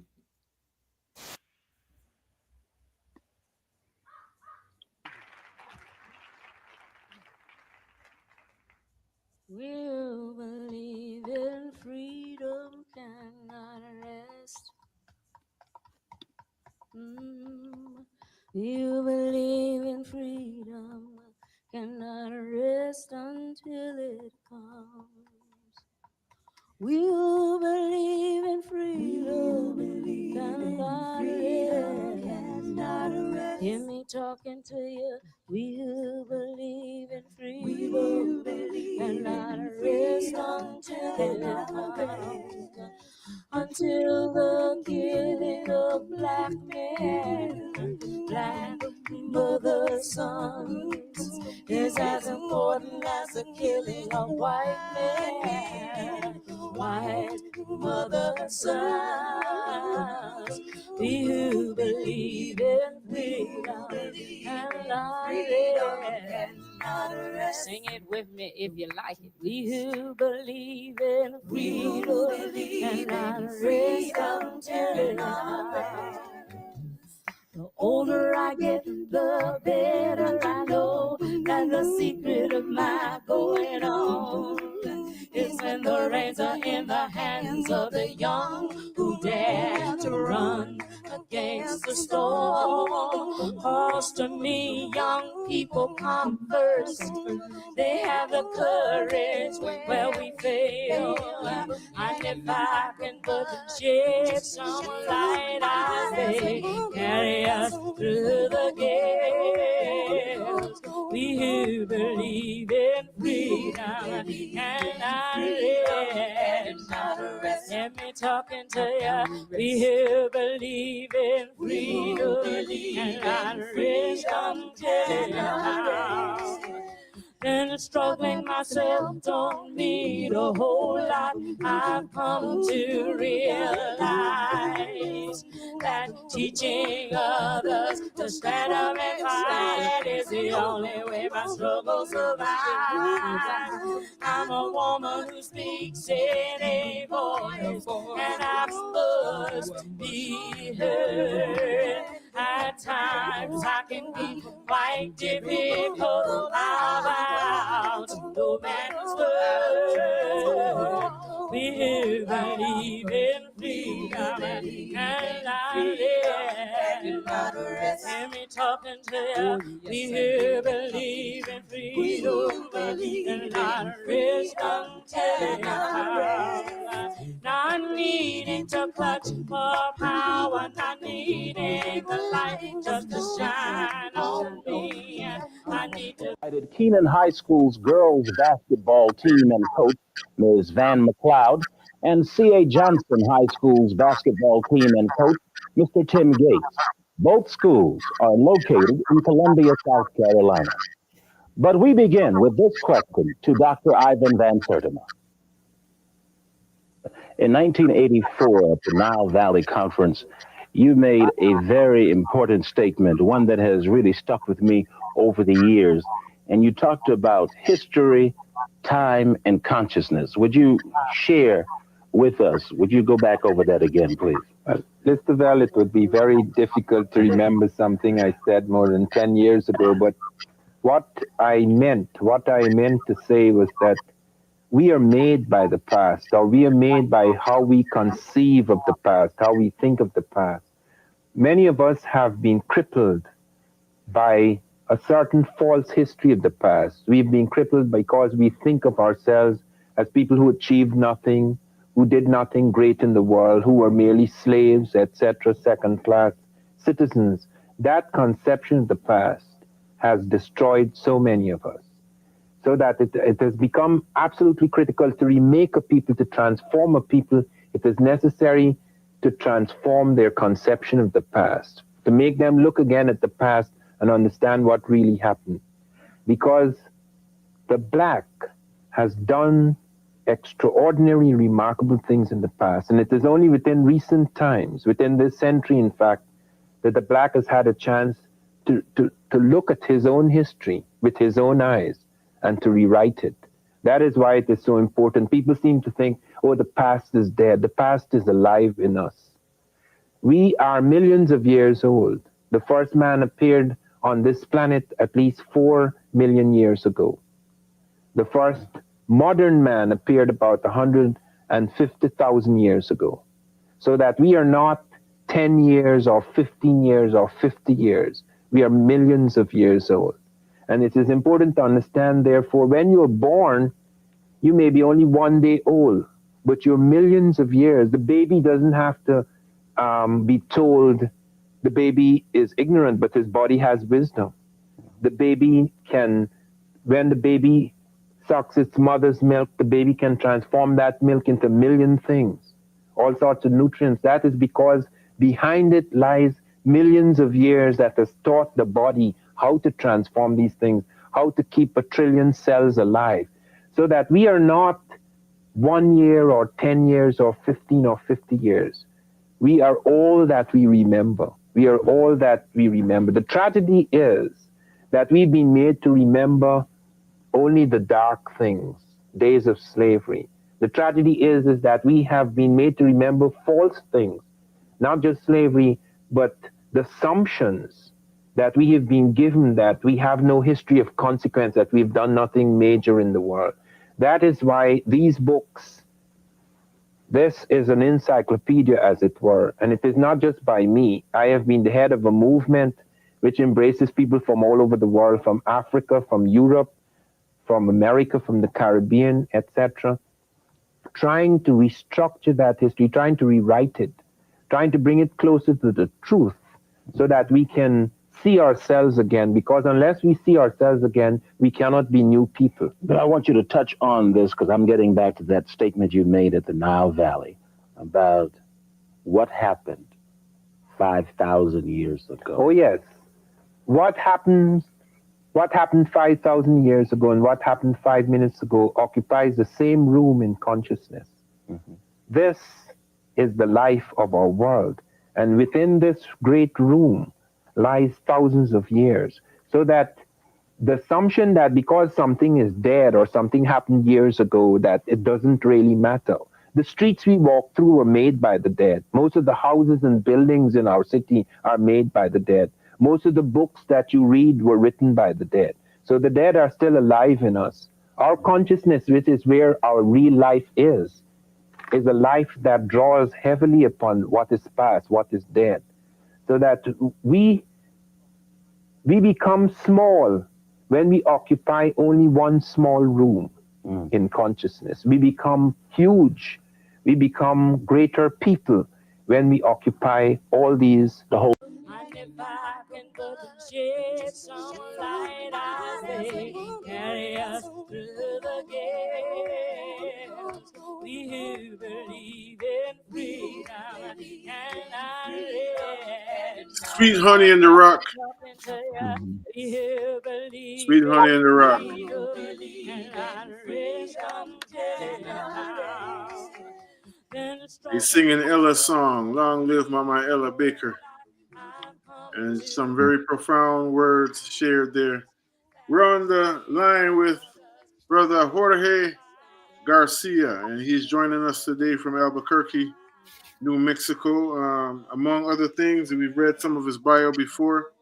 He is the director of Center for Socially Sustainable Systems, a community research and learning center that serves as an instrument to plan and act on the needs of our Acacia communities. He's the director of CESOS, and under CESOS, he's organizing Acacia community education to revive our memory and carencia, love for place, which he spoke about with us earlier. And we're so grateful to have you with us. Let me just pause this. I love to hear the sound of Sweet Honey in the Rock. That just motivates me tremendously. You know what I mean? Them ancient sounds, established in a modern way. Brother Jorge lives in the oldest Mexican American community in the Southwest in the present era. He's a student, a graduate of University of New Mexico, where he acquired an undergraduate degree in sociology and 2 master's degrees, one in education, in language, literacy, and social structural studies, and an MBA with an emphasis on policy and strategic planning. He's currently pursuing a doctorate in the Department of Chicana and Chicano Studies at University of New Mexico, with a concentration of decolonial thinking and indigenous knowledge systems. I love it. And that's where we are right now. That's where we're going to continue to be. Decolonizing our reality, what that looks like beyond a 30-second, reel on Instagram, beyond a fancy quote, beyond a meme and a t-shirt.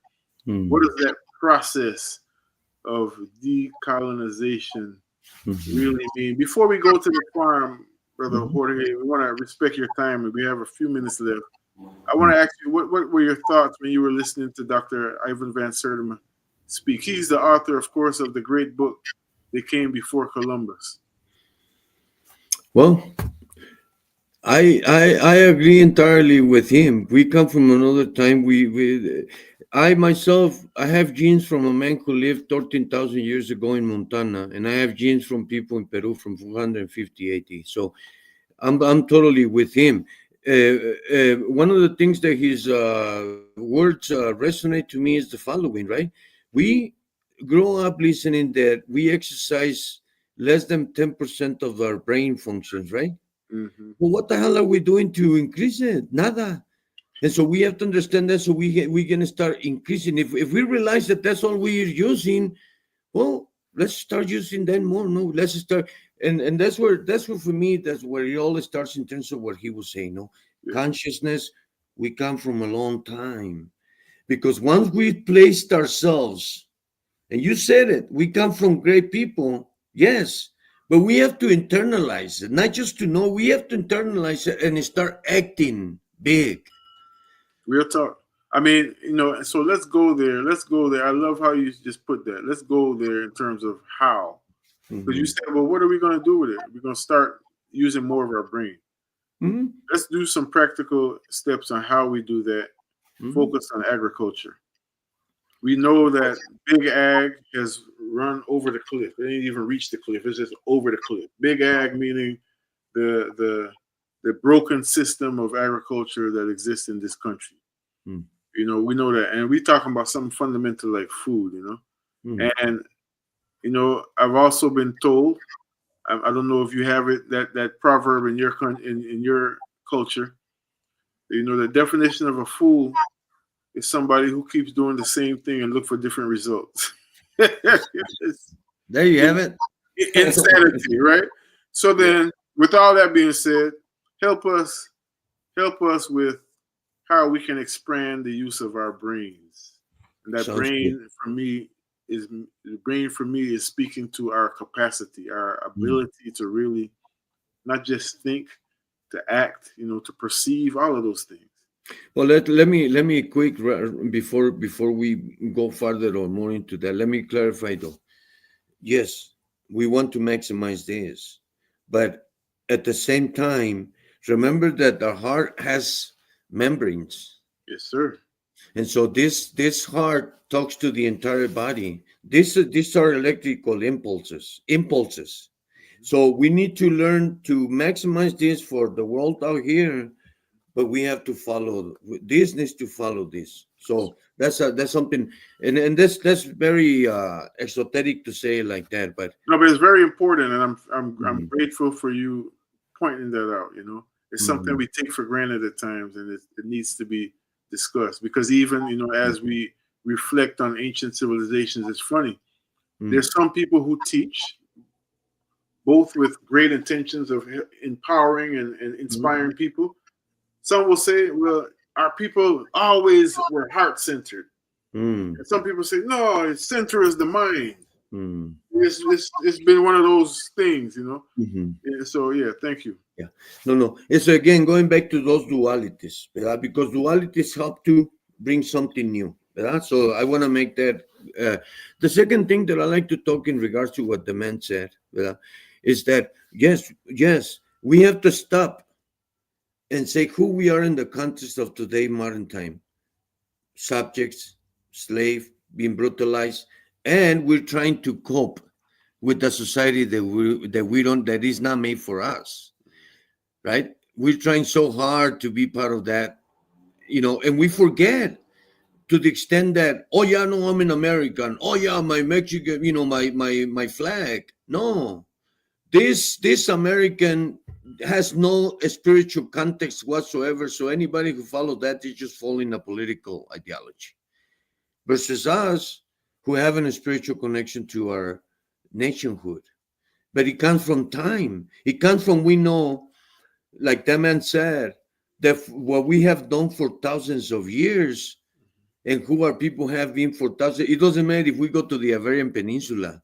It doesn't matter if we go to Africa. It doesn't matter if we are part of the sense of the Jewish. It doesn't matter if we're part. It doesn't matter because that is an attribute to the human experience to know that our genes come from so many. Think about how beautiful that is, and think about how we've been led to believe that that's actually a disgrace, right? So Mm-hmm. that's when I said exercising, we have to start thinking about that because I told my kids, my students, you guys come from all over the world, but your roots, spiritual roots, are over here because this is where Mother Earth gave you life. You didn't were not born in Africa or Europe, but you recognize your connections to those places because they're in your genes to the connections we have, over time.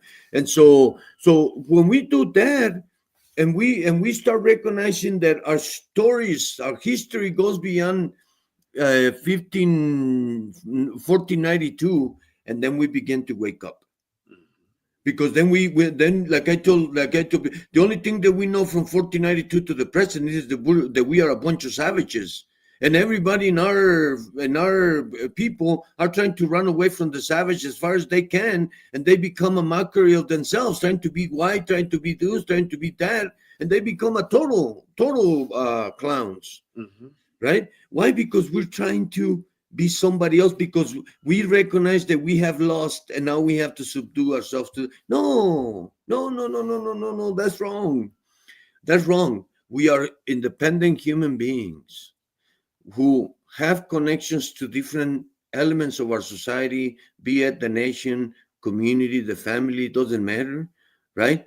And we, right, come from a long line of people who have left vestiges of things that this modern society cannot even understand. True. So when we look, and so the agreement to to connect ourselves back to the farms was very simple. We understand the elders of this community. I participated with them. Decided that we know the last 500 years of history. We can amend that because we understand beyond that based on what we know. So let's start writing the next 500 years of history. And that's exactly what we're doing. We're planting the seeds for the paradigm that we know that is coming and that will devastate our community. But we're preparing to come up again from the ashes of the next 30 to 50 years of craziness that we're going to go into and the devastation that will come. Because think about it, in the next 20 to 30 years, this is scientific, this is not me, we're going to lose about 25% of water. And we're going to increase 5 degrees. And the the United States will be, if that, the third economic power, meaning that this country is going to be a mess because these people are going to rely on violence to make their money. Those are the predicaments of life. Those are not, I think, no, those are things for fact.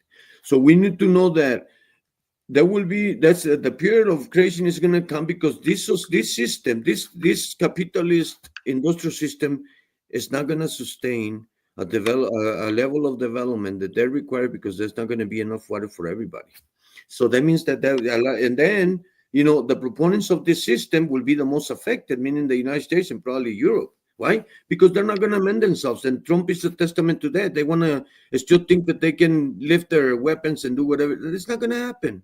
And even if it does, it's going to be for a short time because the real problem is not the immigrants.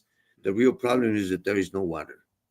The reason why thousands of people came from Central America in the years past is because they have no water and those people rely on food that they grow. That's the predicament that we have. So if we know that, and we know there are people from time immemorial, and I say time immemorial because we have stories that go back to thousands of years, went through the same predicaments and they amend themselves, then we have to amend themselves. What does that mean? That means that we have to, in order to think about farming, we have to connect ourselves with ourselves. We have to connect ourselves with the places we live in. It's not enough to say, well, I live in, I don't know, Captain. Yes, but Captain is a land, and the land has history. And as you uncover the history of the places, the peoples who inhabited, then you can really start paying tribute to those people and recognizing this is the land that I now live in. These are the spirits and the people that came before me. I honor you, and I ingrain myself into the spirit of the land. Right? And real talk, not to cut your flow, that might sound etheric, metaphysical. It's very tangible, it's very touchable because when you go through any of these lands and take a walk through the neighborhood, you might see that there are certain trees and certain areas that have always been preserved, even in the midst of the rubble. Exactly. You got to ask yourself, well, why is this? What is this? Exactly. So humbling ourselves to the fact that we don't know anything, and that we are in foreign lands. Even if let's say you people that came from Africa got disconnected, even all this time, we know the formula to reconnect back again and to create sustainable systems. Because when we talk about coming from big people, that's who we're talking about. People who knew. So if they knew, that means that we know. So if we know, let's start recovering. So that's what I told you, brother. My calling in life is to seek for knowledge and transform that knowledge. I understand that. And that doesn't make me special man, doesn't make me intelligent, nada. It's just my calling. Whatever I do with that, whether, and so connected, once we connect ourselves to the land and start understanding the spirit of the land, the spirit of the people who were there, and then then we start thinking different about the community, right? And then we can start thinking, listen, for many, many years, since I can remember, and you know about this, the indigenous saying is we have to provide for 7 generations, right? So when I said that, everybody thinks from now until 7, and that's not true. We have two generations in front of us. I do. I'm 57.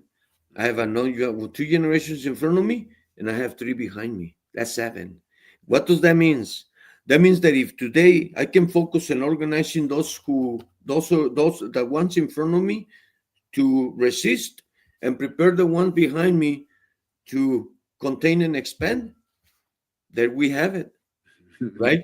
We organize ourselves, we bring conscience to ourselves, to the generations that are right now solving the problems, and we solve the problems in terms of what the ones behind are going to need.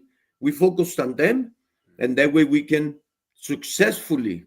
And that's the reason why one of the things that we're doing, and you presented that poster, is because we have that framework, we have that curriculum. We're developing intelligent systems to be able to make that meaningful for all the teachers in the community. And we're striking deals with all the schools in this community to reinstate that knowledge into the schools. So our kids can start beginning, and our teachers can start seeking for additional knowledge that they might not have about this, but we can start actually including it. And right now, we're all over the place in this community with this. Why? Because if we are successful in implementing and changing teachers so they can figure and so they can get some of the stuff, some of the curriculum pieces, and start creating their own and start being conscious that, oh yeah, I can do this and it'll be fun. The students will feel better. We create an outside classrooms to be able to go with this. And that means that 3 generations from now, we're going to have a new consciousness evolving. Okay, I'm going to be gone by then. But guess what? The 3rd generation behind me, if I'm successful and I do it, and this community, all of us that are working, we do it appropriately, guess what? In 30 years, we're going to have this consciousness already playing out there in a greater level, because it's going to be a systemic approach, meaning that year after year, and we're going to be providing everything across the state and in our communities. And for that, we're striking, big alliances, even with the state. Why? Because everybody knows that we need it. Let me tell you something, brother. Just so we understand why we're in the predicament, or how we know that we're in the predicament that we're in. Remember that 2012 came and they said that the world was going to end? Yes. Well, it didn't end, but it did. Because 2012 was a marking of Venus, the mark that a new distance from the sun to the earth was established for a period of about 50 years. And those are the the indigenous knowledge is known that when these times come, when the earth is suffering because there is no water, the only thing that you can do is to revert back to the past, so you can start walking slowly before the oxygen runs out. And you know what I mean? So that's what I'm saying. We have to incorporate ourselves back into the land and give meaning to the land. It's not sufficient to say, well, I'm a Mexicano and I'm not from here, so I shouldn't know. My grandma used to say, your land is the land that feeds you. That's your land. Okay, whether it's here or in Africa or anywhere. Why? Because we are children. So we have to. That's what I'm saying. We have to break away from this idea that you're African. Yes, you're African. I'm Mexican, but we are part of a clan. It's the 5-finger human clan. Once we start doing that, as Franz Fanon will say, let's start being hypocritical and start being compassionate about the white people, and maybe start teaching a few of them so they can also help us to raise conscience among their people, and we can all, start learning to live better rather than hating each other, right? Which is what they have been wanting us to do for the long time, So we have to change the paradigm. One of the things, and this is the last thing I'm going to say, brother, is that we live under the idea of divide and conquer, right? Absolutely. Okay, wrong. Our people, the way the words that we use for that is ay,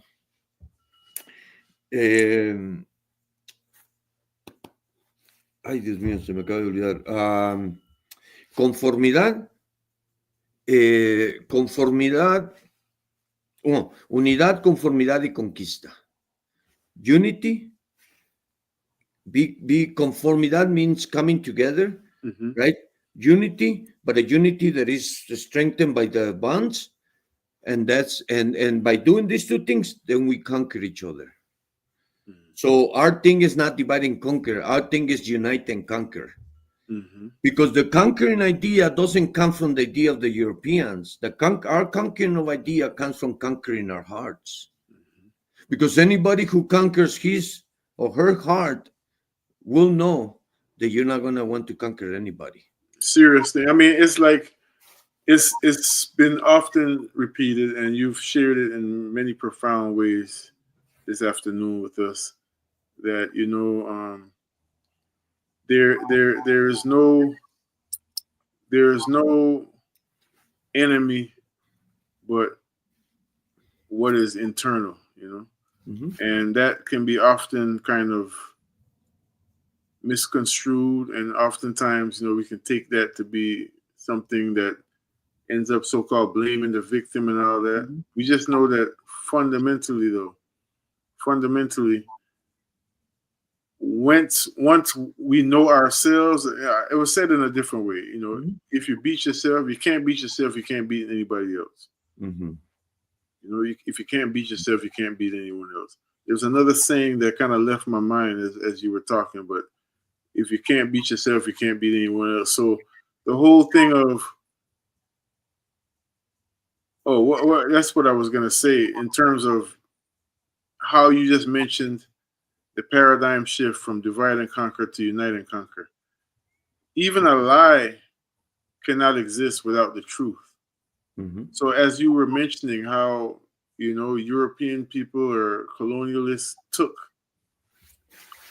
some internal concepts that they learned in Kemet, they learned in a Mexican, a Mixum, they learned on the Yucatan, they learned in Congo, all these different places. Mm-hmm. They took that, but they cannot even produce this false paradigm without elements of the truth. Mm-hmm. So for me, that's noteworthy, not just to sound deep and profound. It's noteworthy because it's very practical to say that again, we're not starting from scratch. Mm-hmm. The elements that we have that we need to rebuild ourselves are already within us. And in your bio, you mentioned I'm just gonna read this verbatim. My journey is to discover the understanding behind what Fanon said in 1969, what Fanon asserted in 1969 to be true when he said in Black Skin, White Masks, quote, man is a yes that vibrates to cosmic harmonies, Mm-hmm. end quote. What are these cosmic harmonies? This is the quest of my journey and the summary of this personal bio. Mm-hmm. Mm-hmm. It was a powerful. That's a whole discussion in itself that we have to have you back and to expound upon. And Well, again, just, go mm-hmm. ahead. And again, just to deal with Mm-hmm. the farming, the growing of food, the remembrance of who we are. Mm-hmm. In a world that, as you're saying, is going to lose 25% of the water. Many people have said, the next world wars are not going to be for oil; they're going to be for water. Well, they're already here, bro. We're already preparing. Right. So for people who are living in environments that don't have the optimal water access right now, let's just start with that. If you have some basic steps, just as a farmer, as a grower, that you could share, that regardless of that, there's some things that are definitely regional concepts, so the farmer in Alaska is not going to do the same thing as the farmer in Santa Fe, New Mexico, or the farmer in Peru is not going to do the same fundamental thing as the farmer growing on the top of a building in Philadelphia, no? Mm-hmm. Then there are some fundamental things. There's some things that, regardless of region, Mm-hmm. that we can start to implement. It's getting in the north, in the global north. We're still in the middle of winter, and spring is looking like it's going to be a beautiful spring. We've had a serious winter and all that, and just in my few years, that usually signifies that spring is going to be powerful, abundant. Maybe the summer will not be as hot as it was last year, extreme. Whatever that means, I'm just asking for you to share as we close some fundamental principles, Mhm. concepts that people can apply Mhm. today, tomorrow, as they continue to return to the soil. Because when we return to the soil, whether it's in your windowsill, Mm. whether it's in your on your, in your porch, in your balcony, or whether you have all access to all kind of land, Mhm. that's one of those things like mother's milk. Mhm. It could, one night of rain does more than 30 days of watering the plants with municipal water. There's just that connection that you've spoken to. Mhm. Well, let me. So the reason why I say first that we need to connect. So the first thing is to connect. I don't care if you're in an urban city. If we don't gain a connection to the land, it's very little that we can do, because we're not trying to connect with agriculture as part of the colonized mind of making money. I remember giving a talk over here in the legislature in New Mexico about sacredness of land. I mean water, and this Pueblo guy. After I finished, he goes, "Man, I've been trying to be at the $1 million farmer for a long time, and now I come to realize that I've been messing it up. I have a legacy. Instead of passing it to my children, I want to make money. We want to make money, right? And so growing, you can grow part of your land on tomatoes, or you can have a tomato plant inside. And that tomato plant that gives you plant and you go cut it in, that will help you to start nurturing. Because what we have to understand is not a matter of, okay, I'm gonna go back. No, we have to start nurturing. Right now, we're like kids again. We're little. We need to relearn the ways of the ancestors. So what do we have to do? Start slow. Let's learn the spirit of the land. Who lived there? And find out the places that are sacred. Offer food to the spirit. Asking them to help us out and start really connected with the spirit, not in a superficial, well, in a meaningful way, and start understanding then, okay, so this is the place and this is the community that I live in, and these are the issues that we're having, and these are the solutions that we can, and then we start evolving from there.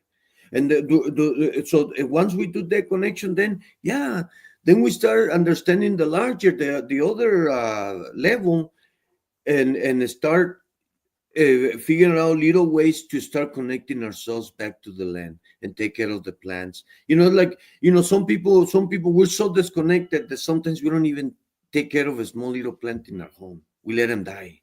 So we're not talking about the big farms. No, we're talking about the sensibility that we have to take to have towards those beings or those elements that are alive, and we have to take care of it. As we start taking care of them, as we start humbling ourselves to that, then we'll start listening and learning, and people will come up and tell us this is what you should do, and then you'll have a dream or you figure it out. But the universe will configure itself to give you what you need to put you on that path of making that connection again. But it's a connection that takes a long time, because we come from a disconnection that took place for 500 years, that we've been disconnected from the womb of our mother. Yeah.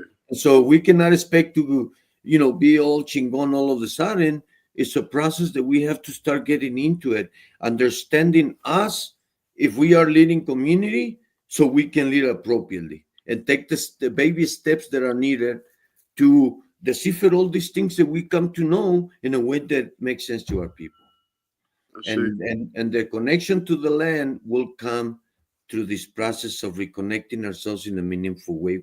Whatever way you guys have out there in the world, we come together and we do ceremony in different places.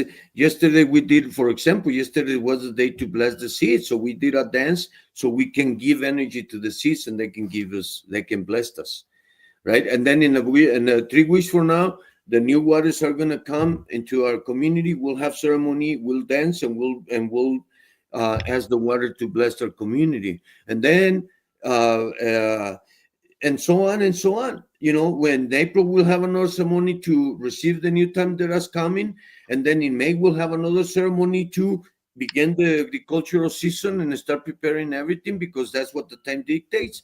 And so we move ceremonially throughout it, and then we'll continue with the ceremonies. Then June will come, and there will be the time to prepare the young. July come, there's a time to go back to and do our ceremonial dances to give thanks for all the blessings, and then we'll prepare for the end of the year. Benny. Beautiful, beautiful. I have this graphic up as we close that just as a point of reference for some people. I'm gonna put it in the chat too, so that people can. Just something to think about.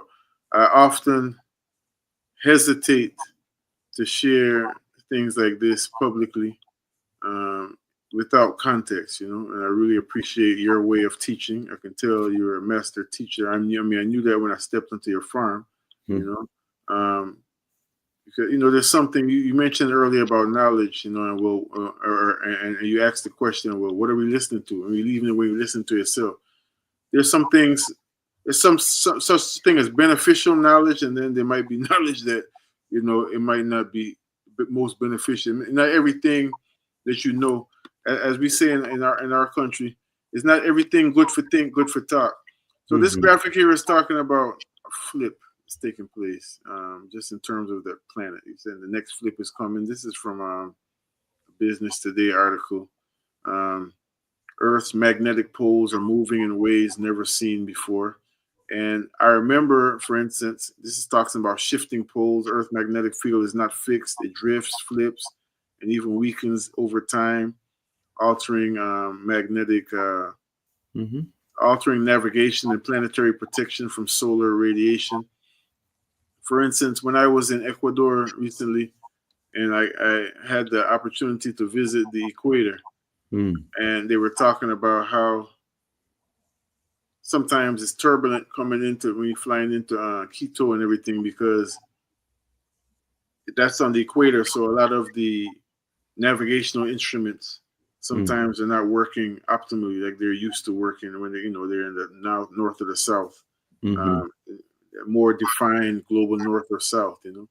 But this thing here is giving us some information that could be seen as esoteric. You know, a lot of people like to say, "Oh boy, the Earth's shifting."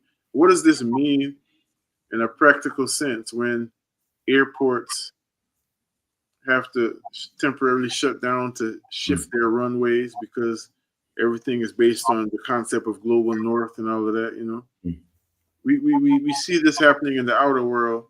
I'm just very grateful for how you've consistently brought our attention back to the inner world, you know, and knowing that it's not just a matter of like the earth is 70% water, but our bodies are the same thing, you know. You know, so we can truly look at this as a universe, a self-existing universe that exists with many other self-existing universe in the oneness. That's right. Know, and just really see what it is that it really takes to really focus and change our world, and not looking any further than right here. We had a brother on the other day that was talking about the Congo philosophy, Baba Allende.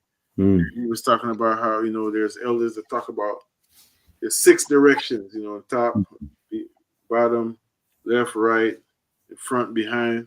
Those are 6. But the 7th direction, in. That's right. We're the 7th direction. That's the most important one when we're talking about remaking the people. Exactly. I'm saying all that to say I'm very grateful for you being here with us today, taking time out of your schedule. I would like to ask you to just share some contact information if you have any way that you'd like for people to contact you and to keep in touch with the works that you're doing, you and the family are doing with CESOS, Center for Social Sustainable Systems, and other works that you're doing. Any contact information? I'll type it in the chat as well. So yeah, my email Jorge@CESOS, CESOSS.org. And I would like to say really quick, brother. So something out there for people to think, okay? We are born human beings. And then around when we turn 9, 10, depending on how exposed your family is to mainstream life, then we become social beings. and some of us never lived as social beings. So we stop being human beings to become social beings, and we shamelessly recognize ourselves as that. My argument is, and there's, maybe this is another conversation. We have to evolve from a human being to a cosmic being, not a social being. Because what you show in terms of the changing of the gravitational pulse, come on, there is no science behind that. Gravitational pulse get affected depending on the distance between one planet and another, or depending on the distance of the Earth with respect to the gravitational forces of the Moon, Venus, Mars, and the Sun. Right now, we're closer to the Sun and have been for time, and will be closer for another 25 years. And so this idea of the see that's what a hypocrisy is, because our instead of telling us all of these things, it's almost like climate change is happening, and we don't know why. No, we know why, because we are closer to the sun, and that's the reason why we're going to lose water. And so think about it. For another 25 years, everything is going to be devastated. On top of that, we continue to take oil out, which is probably what allows the earth to function good. We're killing it from the inside out, right? And so, no mystery. In that sense, that's what I'm saying. Let's stop with the stupidity. Let's start wondering. Let's confront ourselves and know that we come from great people who did great deeds, and let's go back to be great again. And let's stop being slaves. I see. I see. That's what I say. Jorge Garcia, thank you so much for joining us today. And we're looking forward to continuing the link. Family, thank you all for joining us. Please share the video, hit the subscribe button when you go to our YouTube page. Stay connected in many different ways. This is just one way in terms of our technology. Fundamentally, though, stay connected to the earth, our mama. Stay connected to the earth, our mama. Brother Jorge, thank you for joining us. Thank you, brother. That's Love much you, man. stuff. Love Yes, sir, you. much stuff. Well done. Yes, family. It's a beautiful thing to be in communion with ourselves. It's a beautiful thing. We want to thank Brother Jorge for joining us this afternoon. I'm going to share something as we get ready to step out into the day. Beautiful sunshine in Atlanta. Beautiful sunshine in Atlanta. This is just a little vibe from Brother Jorge's farm that I was able to capture as he was sharing with us. So I want y'all to check this out right now. And then we're going to be out. Much love to the family. Stay tuned to yourself all the time. Stay tuned to yourself. Keep on tuning into yourself. Just right here where the big, where you guys came to the big street, that's the middle of the valley. So this is the south part. And so this whole system functions with gravity. So the reason why it's so important to keep people with the water rise is because if you sell them, what happens? The system loses its force, no?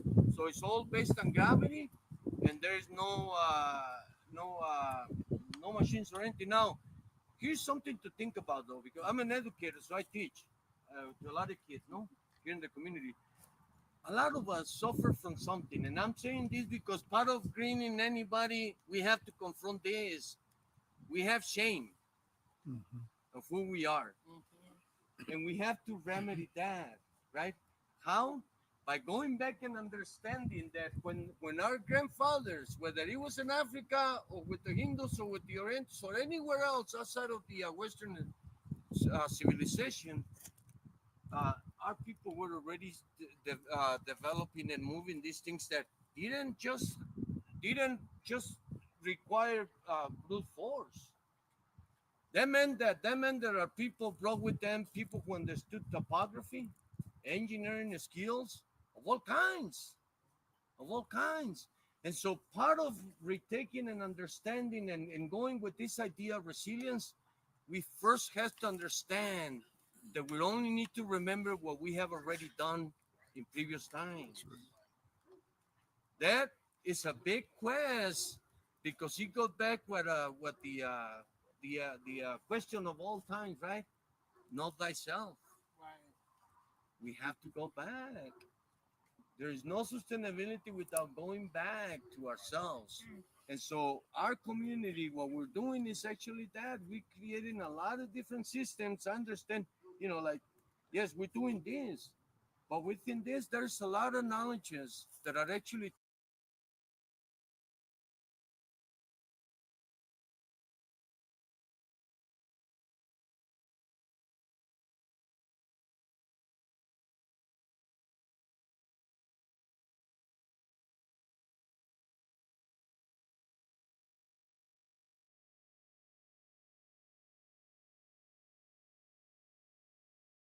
Oh,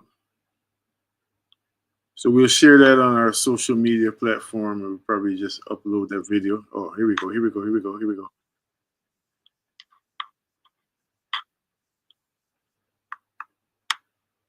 Ah, it's going in and out. So I'll just cancel that for now, and we're going to roll out. I want to give thanks for those of you who have tuned in to us. I want to big up the Habasha family for a great 23-year anniversary event. Of course, this strong, there's a lot of events going on. The Georgia Organics Conference is in town. Farmers are gathering from all over, growers, gardeners, to reflect on the reality of the now, the now reality, and how we best navigate that. So it is what it is. Of course, next strong in as well. I think I have the flyer I could pull up. We're going to have a tribute to our brother Pharrell Davis, original Kings with Style, Pharrell Davis, who made his transition recently. And we're going to celebrate him along with his family on February the 9th. Here we go. February the 9th at the Omanala Griot African Museum. Big up our brother Pharrell, big up Jamel, and all the Kings with Style crew. For years, and brethren, they have done great work in bringing us in reflection of our musical tools. Music is a real tool for liberation. And it's a way that we can deal with that in a way that is profound, in a way that is productive, in a way that's fun. Don't forget about the fun. When we love what we're doing, we do it better, and it resonates more with the known universe as well as the unknown elements in the universe. That's just what it is. See? That's why love is a thing that we can't go around, we can't skip around it, we can't backstep it, backslide it, circumvent it, none of them things there. So that's what's going on in the next strong end. Also, let me see. Their brother Ross Kofi will be live with King Simon. I don't know if I have that flyer right here, current or in front of me, but we'll be live with King Simon on next what is that? Next Sunday. Next Sunday, the 9th of February. Days and times are moving swiftly. So King Simon will have us with him, and we're gonna be sharing. King Simon, of course, a great numerologist, a brother who does a whole lot for our people in terms of just reminding us of who we are. And of course, coming up on March the 23rd, celebration of life for Baba Sheikh, Baba Bilal Sunni Ali. I think that I don't know if the RSVP is still open. The family has been very clear. You got an RSVP by February 1st. So I would say give it a chance. Take a chance. We want to be in the number to bear witness to this great spirit who has walked along us or among us and dropped his body and is in the whirlwind again, and return to pure positive energy. A lot going on in the community. Stay tuned to yourself. After winter must come spring, and we will strive, we will continue, we will move forward, and we will win. Bless up, family.